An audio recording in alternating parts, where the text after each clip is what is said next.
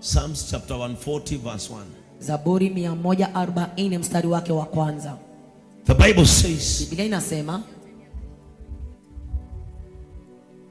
God, Mungu, save me, niokoe from sinful men, kutokana kwa watu waovu. keep me safe, Unihifadhi from those who want to hurt me. kutokana kwa watu wajeuri. Why did David speak about evil men? Kwa nini Daudi ananena juu ya watu waovu? Because number one, La kwanza, the enemy of life, maadui wa maisha, it is not Satan. sio shetani. The enemy of a man is another man. Adui wa mwanadamu ni mwanadamu mwenzake.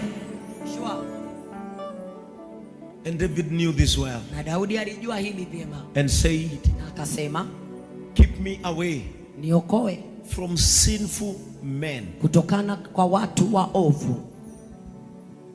As we were praying in the morning, Kama tulivyokuwa tunaomba asubuhi, you heard me praying a prayer ulisikia nikiomba ombi that God, kwamba Mungu, keep me away niondolee from men watu who would want to take me back ambao wangetaka nirudi to the sinful nature. katika hali ya uovu. And David knew, Na Daudi alijua who can destroy my relationship with God, yule ambaye anaweza haribu uhusiano wangu na Mungu, who can destroy my position of domination that God created for David. nani anaweza haribu nafasi ya kurithi Mungu It is na Mungu? men. Ni wanadamu.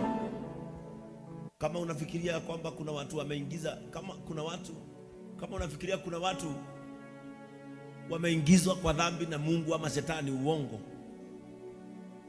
Many people who went against God, Watu wale ambao walienda kinyume cha Mungu, at a particular moment they were directed by men. kuna mahali walikuwa naelekezwa na Sinful mwanadamu, men. watu waovu. And that is why David is saying, Na ndipo